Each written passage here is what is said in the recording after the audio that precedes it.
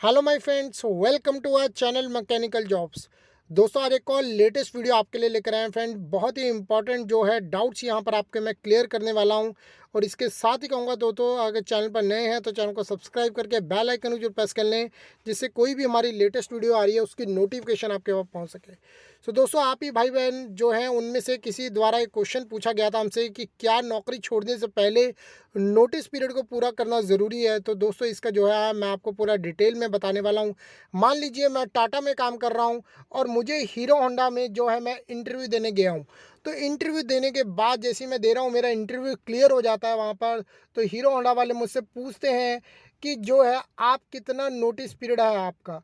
सो दोस्तों, यहाँ पर जैसे मैंने लिख दिया 3 वीक्स या 4 वीक्स जो है मेरा नोटिस पीरियड है। अब जो नोटिस पीरियड है ये कहाँ पर लिखा होता है? अब जब मैंने टाटा में ज्वाइन किया था तो टाटा में ज्वाइन करने से पहले वहाँ पर जो है कि वहाँ लिखा होगा मेरे ज्वाइनिंग लेटर या ऑफर लेटर जो था कि आपका इतना नोटिस पीरियड है कि जैसे आप कंपनी छोड़ेंगे तो आपको जो है ये नोटिस पूरा करना ज़रूरी है। ठीक है, तो मैं वहाँ पर हीरो जो कंपनी है हीरो मोटर कॉर्प में बता दूंगा कि मेरा 4 वीक्स का नोटिस पीरियड है। अब देखिए, जैसे ही मैंने टाटा में है, बहुत से कैंडिडेट्स इस तरह की गलती करते हैं, बहुत ध्यान से सुन लेना। वो क्या करते हैं कि जहाँ पर भी काम कर रहे हैं ऑन दी स्पॉट जो है उसको छोड़ देते हैं और दूसरी कंपनी में ज्वाइन कर लेते हैं। सो दोस्तों, उसका सबसे ज़्यादा नुकसान किसको होता है? जिस प्रीवियस कंपनी में आप काम कर रहे होते हैं। अब देखिए, जैसे ही मैं टाटा में मैंने रिज़ाइन दूंगा तो मैं वहाँ पर 1 महीने का मतलब 4 वीक्स का नोटिस पीरियड जो है उनको दूंगा कि उस 4 वीक्स के अंदर अंदर टाटा को एक कैंडिडेट और मिल जाए और जो है हीरो मोटर कॉर्प मेरी वेट करेगी यहाँ पर। तो 1 मंथ के बाद मतलब 4 वीक्स हो गए तो मैं उनके बाद वहाँ पर ज्वाइन कर लूँगा। तो बहुत से कैंडिडेट्स होते हैं वो इस चीज़ की गलती करते हैं, अपनी कंपनी में रिज़ाइन देने से पहले नोटिस पीरियड नहीं देते। तो उनको दोनों तरह से जो है नुकसान होता है। बताता हूँ कौन सा। एक तो वो नोटिस पीरियड नहीं कंप्लीट करते, ना उनको सैलरी मिल पाती है। दूसरी बात, उनको जो है एक्सपीरियंस सर्टिफिकेट नहीं मिल पाता। ठीक है, और तीसरा सबसे बड़ा जो नुकसान होता है वो कंपनी का होता है। आप इमीडिएट कंपनी को छोड़ देते हो, कंपनी को ऑन दी स्पॉट जो है कैंडिडेट नहीं मिल पाता। उनके पास अगर 15 दिन या महीने का टाइम हो वो कैंडिडेट ढूंढ भी लेते हैं। ठीक है, तो इस चीज़ का ध्यान रखना। आपने अगर कंपनी छोड़नी है तो अपनी कंपनी में नोटिस पीरियड ज़रूर देना है, जिससे कंपनी का नुकसान ना हो और ना ही आपका हो। अब जो दूसरे क्वेश्चन पे आ रहा हूँ, बहुत ही इंपॉर्टेंट चीज़ है। क्या प्राइवेट कंपनी आपको कभी भी निकाल सकती है?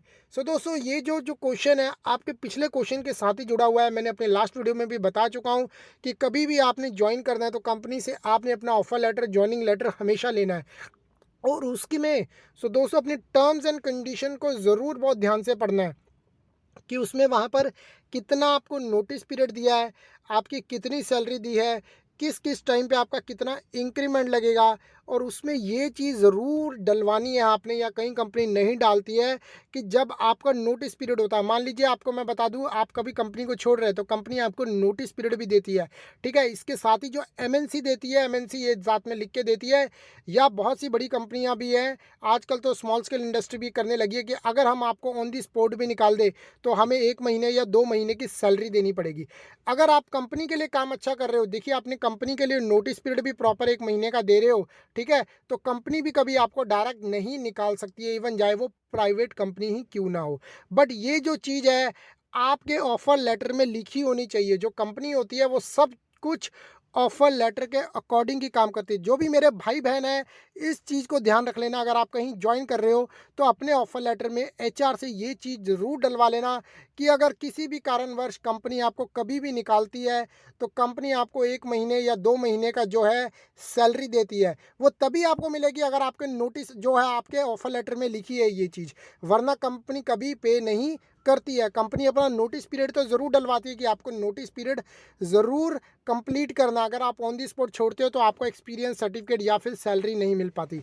तो काफ़ी कंपनीज इस चीज़ को ऐड करती हैं यहाँ पर कि अगर आपको किसी भी कारणवश कंपनी से निकाला जाता है तो आपको 1 या 2 महीने की सैलरी दी जाती है कि जिससे आप और कहीं फटाफट जॉब अपना देख ले और आपको किसी भी तरह का लॉस ना हो। तो इस बात का ध्यान रखना, अगर आप किसी कंपनी में ज्वाइन कर रहे हो तो उनसे ये टर्म्स एंड कंडीशन में ज़रूर ऐड करवा लेना। बाकी वो डिपेंड करता है कंपनी में वो डालते हैं या नहीं डालते हैं। ठीक है, तो थर्ड क्वेश्चन पे आते हैं।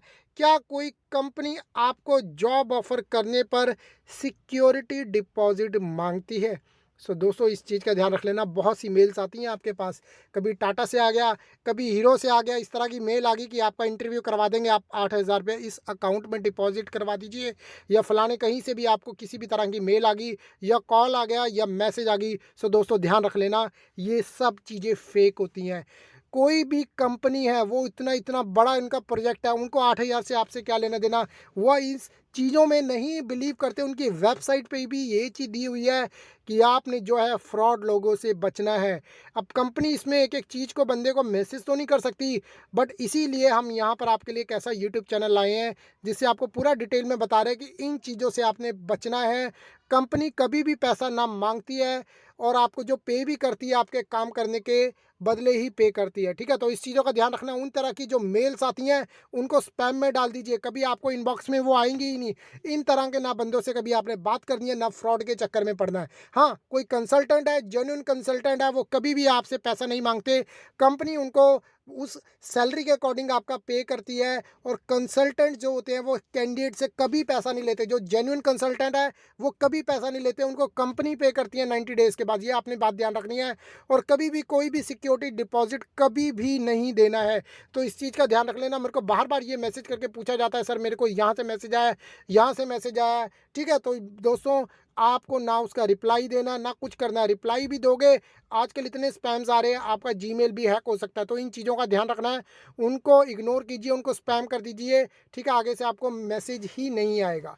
तो ये इस तरह की जो है वीडियोज़ मैं और भी आपके लाता रहूँगा, जिससे हमारे इंडिया के भाई बहन है मैकेनिकल या और भी इंजीनियरिंग से रिलेटेड है, उनको ज़्यादा से ज़्यादा फ़ायदा हो सके।